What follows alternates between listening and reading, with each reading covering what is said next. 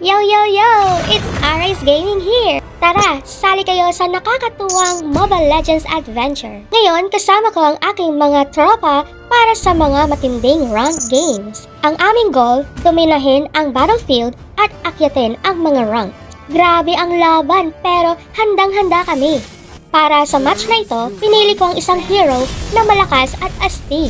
Ayan ay si Pharsa. Ang ganda ng Neovis skin niya, kaya hindi ko napigilang gamitin.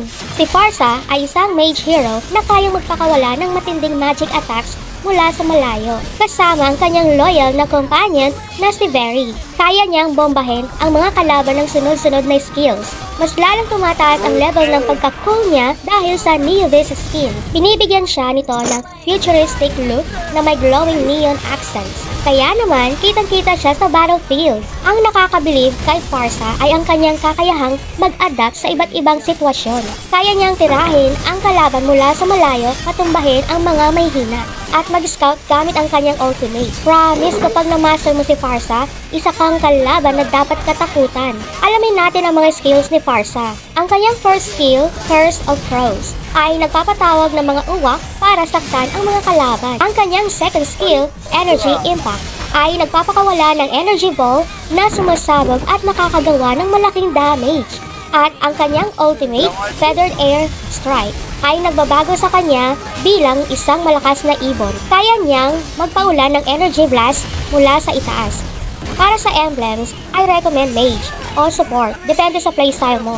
Ang Mage emblems ay nagpapataas ng magic power at penetration, habang ang Support emblems ay nagpapalakas ng kakayahan mong tumulong sa team. Para sa spells, Flicker ang kailangan para makatakas sa mga ganks at makapag-reposition para sa perfect ultimate. Mga counters, mag-iingat sa mga heroes na mabilis gumalaw, tulad nina Lancelot at Lucian, dahil mabilis silang makalapit at mapatumba ka. At lagi ka rin mag-iingat sa mga assassin na nagtatago sa mga bushes. Teamwork, strategy at counting magic ni Pharsa ang nagdala sa amin sa tagumpay.